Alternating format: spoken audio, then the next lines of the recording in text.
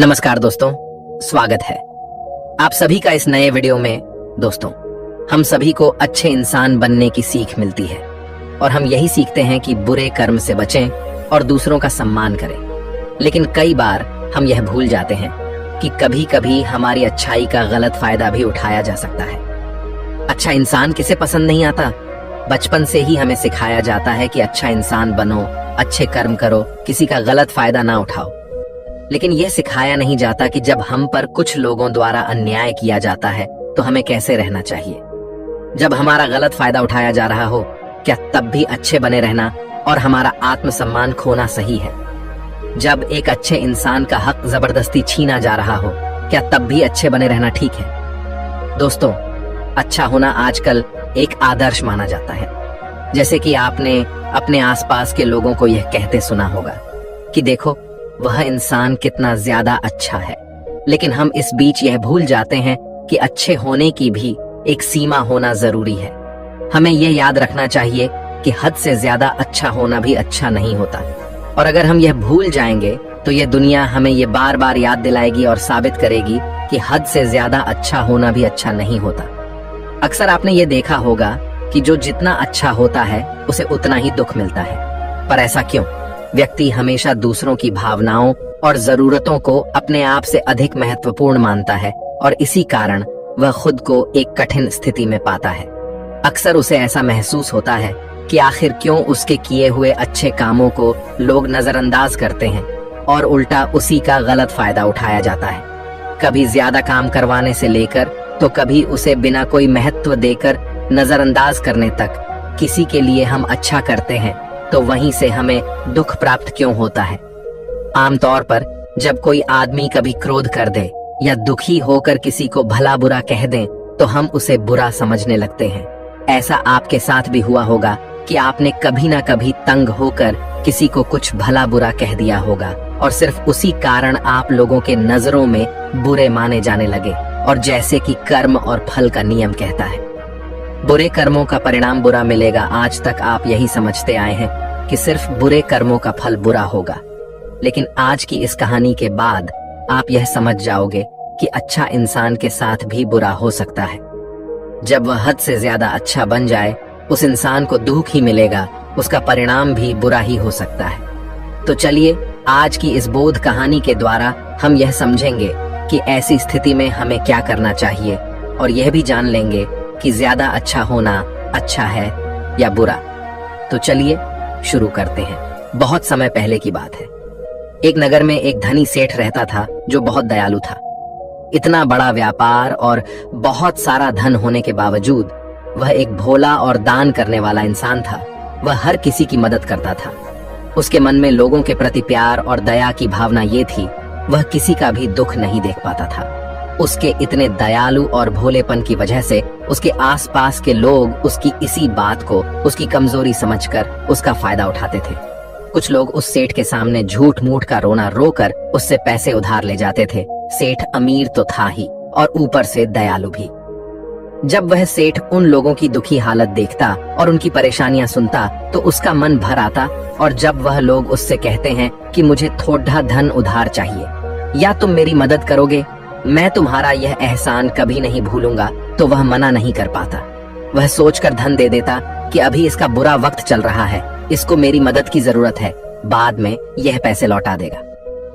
धीरे धीरे वक्त गुजरता गया। लोग उस सेठ के आगे बिना बात का रोना रोते और उसका धन ले जाते और कभी वापस नहीं करते। सेठ भी कभी धन वापस नहीं मांगता था।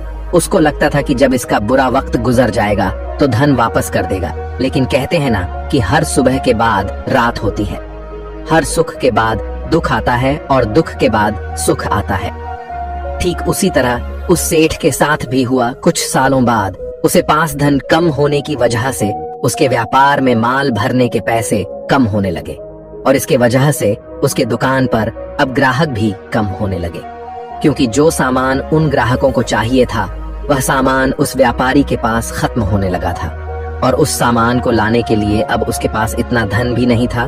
धीरे धीरे सेठ का धन समाप्त हो गया। एक समय था जब वह सेठ अपने नगर के अमीर लोगों में आता था, पर आज उसके पास पैसे नहीं थे। ऊपर से ढेर सारा कर्ज उसे बाजार से लेना पड़ा। उसे समझ नहीं आ रहा था कि वह क्या करे। उसने महात्मा बुद्ध के बड़े चर्चे सुन रखे थे। उसे ये पता था कि उसके बहुत मित्रों ने उनके पास जाकर अपने जीवन के लिए सही मार्गदर्शन लिए है और वह जो ज्ञान देते हैं वह काफी जिंदगियां सुधार चुका है। उसने निश्चय किया कि अब तथागत गौतम बुद्ध ही उनकी समस्या का हल बताएंगे। यही सोचकर वह अगले दिन गौतम बुद्ध से मिलने निकल पड़ता है। वहां जाकर बुद्ध को प्रणाम करते हैं। फिर सेठ गौतम बुद्ध से कहता है, मुझे मेरी समस्या का निवारण चाहिए। बुद्ध कहते हैं, पूछो, क्या पूछना है। फिर वह उन्हें सारी बातें बताता है कि कैसे वह लोगों की मदद करके अमीर से गरीब हो गया, कैसे उसने बस लोगों की बुरी हालत देखकर अपने व्यापार के पैसे उन्हें मदद करने के लिए दे दिए और आज वह खुद जरूरतमंद हो गया है। गौतम बुद्ध उसकी सारी बातें ध्यान से सुनते हैं और कहते हैं कि तुम बहुत ही ज्यादा सीधे और दयालु हो। जरूरत से ज्यादा सीधा होना भी हमारे लिए मुसीबत पैदा कर सकता है।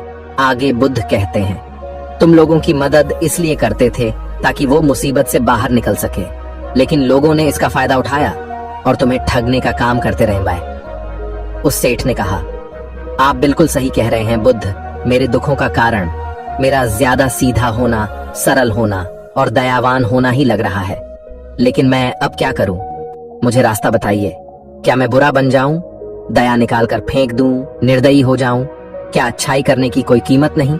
इस दुनिया में क्या मदद करने से या किसी का भला करने से बस यही परिणाम मिलता है? बुद्ध कहते हैं, नहीं, तुम्हें ये सब नहीं करना है। कई बार तुमने देखा होगा कि जो व्यक्ति ज्यादा अच्छा होता है उसे उतना ही ज्यादा दुख मिलता है। इसका सीधा कारण है कि वह अपने अधिकारों को सामने वाले की इच्छाओं से कम दर्जा देता है और फिर उसे जब भी आपसी अनबन होती है तो उसे अधिक तकलीफ होती है। लेकिन उसी के विपरीत हमें हमेशा यह भी नहीं सोचना चाहिए कि हमारा अच्छा ई और भला करना बेकार है या यह बस हमारी कमजोरी है। हमें अच्छा इसे हाथ कभी नहीं छोड़ना चाहिए। हमें बस यह सीखना है कि कभी कभी हमें भी अपनी बात रखने का अधिकार है और हमें अपने अधिकारों की रक्षा करनी चाहिए।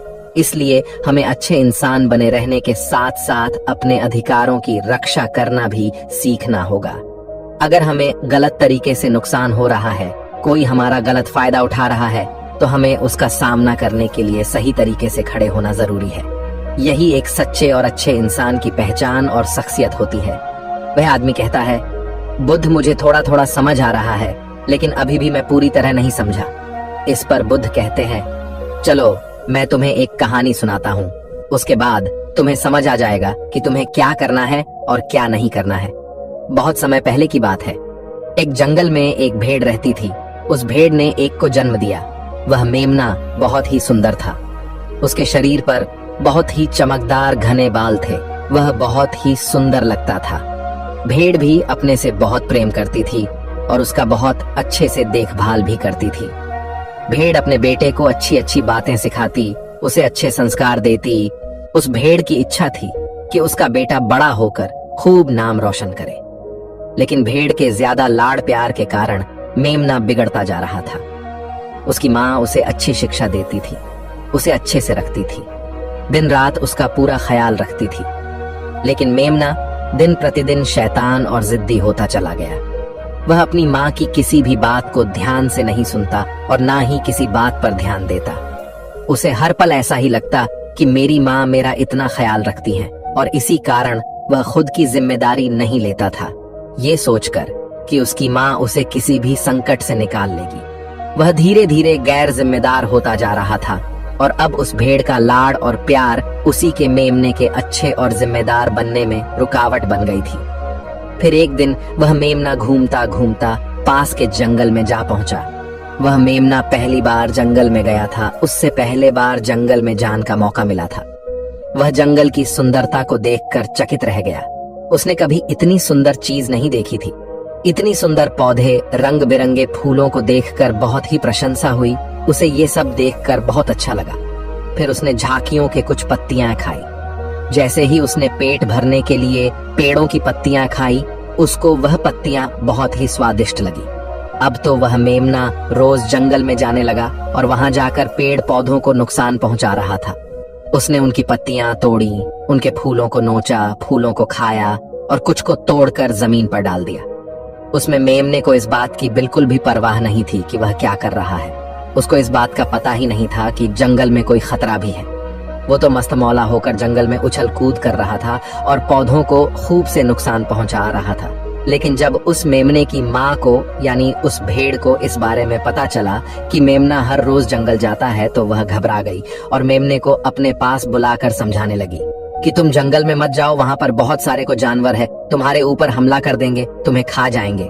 लेकिन माँ की बात का उस पर कोई असर नहीं हुआ, बल्कि वह मेमना अपने माता से कहने लगा कि माँ, जो भी मेरे सामने आएगा वह मुझसे जमकर मार खाएगा, फिर वह बहुत पछताएगा। इसके बाद मेमना फिर से जंगल की तरफ भाग गया। उसे अपनी माता की कही बातें झूठी लगने लगी। हर रोज की तरह उस दिन भी वह उछल कूद करने लगा और पेड़ पौधों की पत्तियां तोड़ने लगा। कभी फूलों को तोड़ता, कभी पेड़ों को खूब नुकसान पहुंचाता। लेकिन उस दिन उस जंगल में एक शेर पहुंचा। वह शेर बहुत ही ताकतवर था, लेकिन ताकतवर होने के साथ वह दयालु भी था।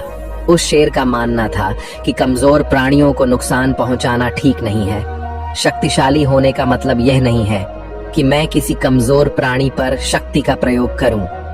वह शेर उस जंगल में घूमने लगा। घूमते घूमते है वहां पर पहुंचा जहां पर वह ना समझ मेमना शैतानी कर रहा था। शेर ने उस मेमने को देखकर आश्चर्य में पड़ गया। शेर ने सोचा कि इस मेमने को किसी खूंखार जानवर का डर क्यों नहीं है। ये कैसे पेड़ पौधों की पत्तियां बिना काम के ही नोच रहा है। ये इनको खत्म कर रहा है और उन पत्तियों को खा कम बल्कि बिगाड़ ज्यादा रहा है। उसके बाद वह शेर कुछ देर तक चुपचाप खड़ा होकर उसको देखा रहा और शेर सोचता है कि मेमना कुछ ही देर में मुझे देखकर यहाँ से भाग जाएगा और उसके डर के भाग जाने से मुझे बल का प्रयोग नहीं करना पड़ेगा। लेकिन ऐसा नहीं हुआ। शेर बहुत देर तक खड़ा रहा और वहीं इंतजार करने लगा कि मेमना यहाँ से कब जाएगा। लेकिन मेमना तो भोजन करने में व्यस्त था। उसे शेर का कोई ख्याल नहीं था। मजे से पेड़ पौधे की पत्तियां नोच रहा था, उन्हें खा रहा था, सब कुछ बेकार कर रहा था। जब शेर ने देखा कि मेमना उसे देखने के बाद भी वहां से नहीं जा रहा, तो खुद वह मेमने के पास जाता है और वहां जाकर बोला, सुनो बच्चे, इस जंगल में फूल पत्तियों को नुकसान पहुंचा रहे हो। उन्हें जितना जरूरी है तुम्हारे भोजन के लिए बस उतने ही तोड़ो। तुम बहुत फूल पत्तियां यूं ही नष्ट कर रहे हो। अगर तुम इन पेड़ पौधों को, इन फूल पत्तियां को नुकसान पहुंचाओगे तो तुम अच्छे बच्चे कैसे बनोगे। अच्छे बच्चे कभी भी इस तरह जंगल में आकर पेड़ पौधों को नुकसान नहीं पहुंचाने लगते हैं। तुम्हारी माँ ने तुम्हें अच्छा बच्चा नहीं बनाया। शेर की बातें सुनकर वो घमंड से बोलता है, तुम्हें अच्छे बच्चे बने रहना है, तुम बने रहो। मैं तो जैसा हूँ वैसा ही ठीक हूँ, मैं वैसे ही रहूंगा जैसे मुझे रहना है। शेर हैरान हो जाता है, लेकिन फिर शेर उसे मेमने को बच्चा समझकर माफ कर देता है, क्योंकि शेर नहीं चाहता था उसे बच्चे पर हमला करना पड़े। तुम खतरनाक तो कहीं से नजर नहीं आते, चले जाओ यहाँ से। बड़े आए खतरनाक, तुम मेरा दिमाग ज्यादा खराब मत करो। चले जाओ यहाँ से, अपना रास्ता नाप लो और मुझे इन फूल पत्तियों को खाने दो। ये कहकर वह घमंडी मेमना पत्तियां खाता हुआ आगे चला गया और शेर उसे बस हैरानी से देखता रह गया। तभी वहां पास में ही झांकियों के पीछे एक लोमड़ी छुपी हुई थी। वह लोमड़ी शेर और मेमने की सारी बातें सुन रही थी। उस लोमड़ी को शेर राजा की इस तरह बेइज्जती बर्दाश्त नहीं हुई, तो वहां से झाड़ियों से निकलकर शेर के पास आ पहुंची और शेर के पास आकर बोली, क्षमा कीजिएगा महाराज, आप तो इस जंगल के महाराज हैं, इतने बलशाली हैं, आप चाहें तो इसमें को 2 मिनट में मजा चखा सकते हैं और उसे आपका अपमान करने से रोक सकते थे, फिर आपने कुछ भी क्यों नहीं किया। इस पर शेर ने कहा, मैंने उस बच्चे का भला सोचा, मुझे ऐसे ही किसी बच्चे को अपनी ताकत का शिकार नहीं बनाना था। ये सब सुनकर लोमड़ी बोली, महाराज, लेकिन आपके इतने सीधेपन और दयावान होने के कारण ही उस मेमने की हिम्मत बढ़ ही गई है। वह आपके सीधेपन का गलत फायदा उठा रहा है और जंगल में इधर उधर घूम रहा है और पेड़ पौधों को नुकसान पहुंचा रहा है। मुझे पता है कि कमजोर प्राणी पर हमला नहीं करना चाहिए, यह बहुत बुरी बात है और यह भी दया करना एक अच्छा गुण है, लेकिन शासन में कभी कभी भय दिखाना भी जरूरी है। आपकी यह बात सही है कि प्रजा के साथ दयालुता का व्यवहार करना चाहिए, लेकिन इसके साथ साथ यह भी जरूरी है कि उनके मन में राजा के प्रति डर भी हो, ताकि वह इस तरह के अपराध ना करे, कोई मर्यादा ना तोड़े। लोमड़ी की बात सुनकर जंगल का राजा शेर लोमड़ी से कहता है, क्या ऐसा हो सकता है कि मेमने को भय दिखाकर हम उसे काबू में कर सके, जिससे कि उसमें सुधार आए और उस मेमने को किसी तरह का नुकसान भी न पहुंचे, जिससे कि वह जंगल के पेड़ पौधों को कोई नुकसान न पहुंचाए। फिर शेर कहता है, लोमड़ी क्या तुम ऐसा कर सकती हो? शेर के बात सुनकर लोमड़ी कहती है, जी हाँ महाराज, बिल्कुल मैं ऐसा कर सकती हूँ कि वह डर भी जाए, सुधर भी जाए और उसे कोई नुकसान भी ना हो। उसे इतना डरा दूंगी कि वह जंगल में कभी दोबारा घुसने की हिम्मत नहीं करेगा। मैं उसे इस तरह डराऊंगी कि उसके मन में भय बैठ जाएगा। फिर वह जंगल के पेड़ पौधों को भी नुकसान नहीं पहुंचाएगा और साथ ही साथ मैं उसको कोई भी नुकसान नहीं पहुंचने दूंगी। फिर लोमड़ी कहती है कि उसकी माँ तो उसे कभी सुधार नहीं पाई, लेकिन मैं उसे जरूर सुधार दूंगी। लोमड़ी की बातें सुनकर शेर ने बोला, अच्छा ठीक है, तुम कोशिश करके देखो। अगर तुम्हें इसमें सफलता मिल जाती है तो मैं तुम्हें जंगल के सभी जानवरों के सामने इनाम दूंगा। शेर की बातें सुनकर लोमड़ी बहुत खुश हुई। वह तुरंत मेमने के पास गई और उस पर गरज पड़ी। इससे पहले कि वह मेमना वहां से भाग पाता, उससे पहले ही लोमड़ी ने मेमने को जमीन पर पटक दिया और उसे अपने मजबूत पंजों से दबोच लिया। मेमने को दबोचने के बाद लोमड़ी मेमने से बोली कि बोल, तुझे मार दिया जाए या छोड़ दिया जाए? तुमने इस जंगल के पेड़ पौधे, यहाँ के फूल और कमजोर प्राणियों के साथ भी तो यही किया है। मेरे ख्याल में मार ही देना चाहिए। लोमड़ी की बातें सुनकर मेमना डर के मारे थर थर कांपने लगा। फिर वह लोमड़ी से बोलने लगा, मुझे माफ कर दो, मुझे छोड़ दो, मुझे यहाँ से जाने दो। मैं कभी भी जंगल की तरफ नहीं आऊंगा, ना ही कभी पेड़ पौधों को कोई नुकसान पहुंचा दूंगा, और अब मैं कभी कोई गलती नहीं करूंगा। तब लोमड़ी ने मेमने की पकड़ ढीली की। जैसे ही मेमने की पकड़ ढीली हुई, वह जोर जोर से भागने लगा। वह गिरता उठाता भागता हुआ अपनी माँ के पास जा पहुंचा। उधर लोमड़ी शेर के पास गई और सर झुकाकर बोली, देखा महाराज, ताकत के साथ दिमाग का प्रयोग करना भी बहुत जरूरी होता है, तभी लोग हमारा सम्मान करते हैं, तभी हमारी अच्छाई का गलत फायदा नहीं उठाया जाएगा। लोमड़ी की बात सुनकर शेर लोमड़ी की योग्यता से प्रभावित हुआ। उसने लोमड़ी को सारे जानवरों के सामने इनाम दिया। उधर वह मेमना घबराए हुए अपनी माँ के पास पहुंचा और अपनी माँ से आकर लिपट गया और माँ से क्षमा मांगने लगा। माँ, मुझे क्षमा कर दो, मैंने आपकी बात कभी नहीं मानी। आप मुझे हमेशा सही कहती थी कि जंगल में बहुत खतरनाक जानवर रहते हैं। आज के बाद मैं कभी भी उसे जंगल में नहीं जाऊंगा। फिर बुद्ध उस व्यापारी को कहते हैं, देखा बेटा, इतने अच्छे मत बनो कि लोग तुम्हें खा जाएं, और ना ही इतने कड़वे बनो कि लोग तुम्हें खाए ही नहीं। जरूरत से ज्यादा अच्छा बनना इंसान को दुहक देगा। लोग उसका सम्मान नहीं करेंगे, बल्कि उसे पागल समझेंगे। गौतम बुद्ध सेठ से कहते हैं, अगर शेर भी अच्छा बनने का दिखावा करेगा या फिर अच्छा बनकर रहेगा, तो लोग उससे डरने की बजाय उसे पागल समझेंगे। सेठ को समझते हुए बुद्ध बोले, अगर हम ज्यादा अच्छे बनकर पेश आते हैं तो लोग हमारी अच्छाई का फायदा उठाने लगता है। तुम लोगों के लिए भले उनकी मदद करते हो, वही लोग भोले बनकर तुम्हें ठगने की कोशिश करेंगे। तुम्हें लोगों की मदद करना छोड़ना नहीं, बल्कि समस्या सुनकर उसे धन देने की बजाय उन्हें समाधान देने की कोशिश करो। अगर धन की आवश्यकता पड़े तो थोड़ा बहुत धन दे सकते हो, लेकिन हर समस्या का समाधान धन से करने की बजाय निवारण से करो। इससे वही लोग तुम्हारे पास समस्या लेकर आएंगे जिनको हकीकत में दिक्कत है। पैसे ठगने वालों से तुम्हें मुक्ति मिल जाएगी। सेठ बुद्ध को प्रणाम करता है और धन्यवाद कहकर वहां से चला जाता है। फिर वह वैसा ही करता है जैसा बुद्ध बताते हैं, और कुछ ही सालों में वह पहले जैसा धनवान बन जाता है। तो दोस्तों, आपने आज के इस वीडियो से क्या सीखा, वह मुझे आप कमेंट में बता सकते हैं। इसी के साथ मैं उम्मीद है कि आपको आज की वीडियो पसंद आई होगी। तो इस वीडियो को उस इंसान को शेयर करें जिससे यह कहानी सुनने की जरूरत है, और उसी के ठीक बाद चैनल को सब्सक्राइब करें। तो चलिए फिर मिलते हैं ऐसी एक और नई वीडियो में एक नए मैसेज के साथ। तब तक के लिए अपना ख्याल रखें। धन्यवाद।